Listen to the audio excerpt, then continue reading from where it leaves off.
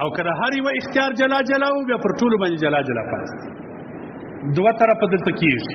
زموږ بعضې خلک داسې دي وړونه سره ډېری وي ټول کاروباریان وي پیسې ټول لري هر یو خپل اختیار هم لري مګر اختره یوازې مشر ته کوي په دې دې غاړې نه دي خلاص هر یو بیا جلا جلا کوي بعضې ملایان بیا داسې مسلې زه اورم دا اوس کوکې ما ته خلک راستي هغه بیا بعضې ملایان دا فتوای ورکوي چې یا په کور کې که ډېری وه چې نصاب پرست و بس ټوله بیا کوي داسې مطلق نه ده دا خبره زکات یې پلار نه ورباسي نو پلار دوزخ ته برابره کړي سړی که زکات نه ورکوي نو زنانه ورته سونې مه ورکوئ که به ورکړلې د زکات غم یې خورئ د سپینو زرو غم یې وخورئ د وضحیې و د اختري غم یې وخورئ احتیاط په دا کې دي زنانه وي دې مو کې نارینه دې مو کې ما درته ویله احتیاط که د سړي لږ ډېر وس کې دې وجې کړي یوه خبره لا بله واوسه دا هغه وخت دی په کور کې پلار نسته مشر نسته په کور کې پلار یا مشر هم شته یو داسې دی په کور کې مثلا دا وړونه دي حاجي عبدالله دی دي اته نو لس وړونه دي پلار یې نسته ګرده په کار باندې اخته دي یو هم کار کوي بل یې هم کوي بل یې هم کوي بل یې هم کوي ټوله په کار سره اخته دي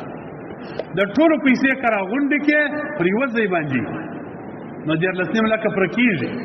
او که را پیسې هر یوه ته جلا جلا ور تقسیم کړې دا ورور دی و هغه ورور دی و هغه اته وړونه یو ورور خو هر یو کار کوي 20 لکه 10 لکه روپۍ پرتې دي خو چې هر یوه ته ور تقسیم کړم 14 لکه نه رسېږي که ګرده پر یوه ځای کې 14 لکه ځینې جوړېږي نو اوس به موږ دلته مسلې ته دلته وګورو دا ټولو پیسو اختیار د یوه دی چې هر څه په کوي او چې اختیار د یوه نه دی بلکې هر یو جلا جلا اختیار پکې چلېږي که د هر یوه خپل اختیار کې جلېږي پر یوه باندې لا نشته ځکه د هر یوه حصه چې جلا کې د اختري په اندازه نه پوره کېږي پر یوه لا هم نشته او که دې ټول وایي چې نه اختیار مو د دې مشر ورور دی یا د دې کشر ورور دی چې دی هر څه په کوي پیسو اختیار د ده دی موږ د ده بې اجازې یو کار لا نه کوو پیسې مو ټول د ده په تصرف کې ورکړي دي بیا پر د هغه یوه باندې فرض دی چې دا مشر دی پر دا نور باندې باندې فرض او که د هر یوه اختیار جلا جلا و بیا پر ټولو باندې جلا جلا فرض دوه طرفه دلته کېږي زموږ بعضې خلک داسې دي وړونه سره ډېری وي ټول کاروباریان وي پیسې ټول لري هر یو خپل اختیار هم لري مګر اختره یوازې مشر ته کوي په دې دې غاړې نه دي خلاص هر یو بیا جلا جلا کوي بعضې ملایان بیا داسې مسلې زه اورم دا اوس کوکې ما ته خلک راستي هغه بیا بعضې ملایان دا فتوای ورکوي چې یا په کور کې که ډېری وه چې نصاب پرست و بس ټوله بیا کوي داسې مطلق نه ده دا خبره ما درته ویل چې نصاب پرست و د هر یوه جلا جلا نصاب پوره وګرده به یې کوي او که د هر یوه د یوازې د غونډ روپۍ نه دي چې ټولې سره راجمع کړي بیا د غونډ روپۍ کېږي بیا پر یوه لا نشته او که دوی ویل چې زموږ د ټولو روپو اختیار د یوه مشر دی موږ هغه ته ورکړی دی که هغه لږ راوړي که ډېر که هغه بکس وي که ور واچوي که هر څه پکې پیسې د ده دي موږ لسی د ده بې اختیاره نه مصرفوو د ده په اختیار یې دی راکوي د ده بې اجازې کار نه کړو بیا نو مشر چې دی هغه باندې وخترې واجب دی پر دې نور یې بیا اختر نشته د زنانو د زیوراتو د هغه حکم دی احتیاط په دا کې دی ګوري احتیاط خبره ځان ته ده فتوا ځان ته ده احتیاط په دا کې دی زنانه چې سره زر ځان ته نه ایږدي زنانه چې سونې ځان ته بې ځایه نه ایږدي زکات یې باندې فرض دی سړي یې زکات نه ورکوي اکثر ځایونه په زنانو ته دا اور بل دی سونې ورته پرتې دي نه دي زکات ورکوي پر سونه باندې زکات که یې زنانه په غاړه هم زکات پر فرض دی که د زنانې په غوږ غوږوالۍ زړېږي هلته هم زکات پر فرض دی د سونې زکات او د سپینو زرو سونه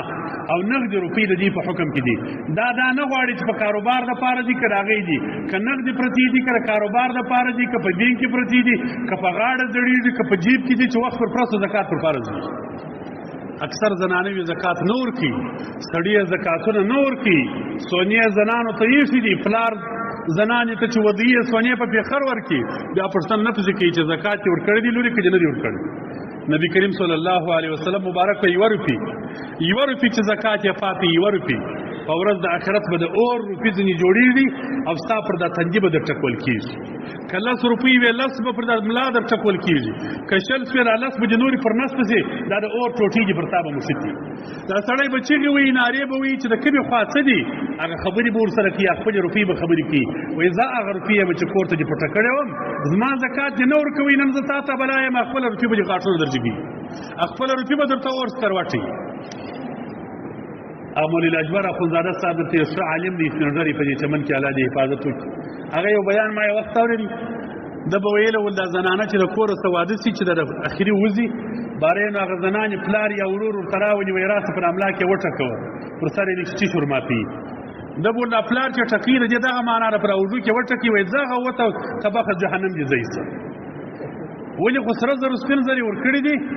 زکات یې پلار نه ورباسي نو پلار دوزخ ته برابره کړه سړی که زکات نه ورکوي نو زنانه ورته سونې مه ورکوئ که به ورکړلې د زکات غم یې خورئ د سپینو زرو غم یې وخورئ د وضحیې او د اختري غم یې وخورئ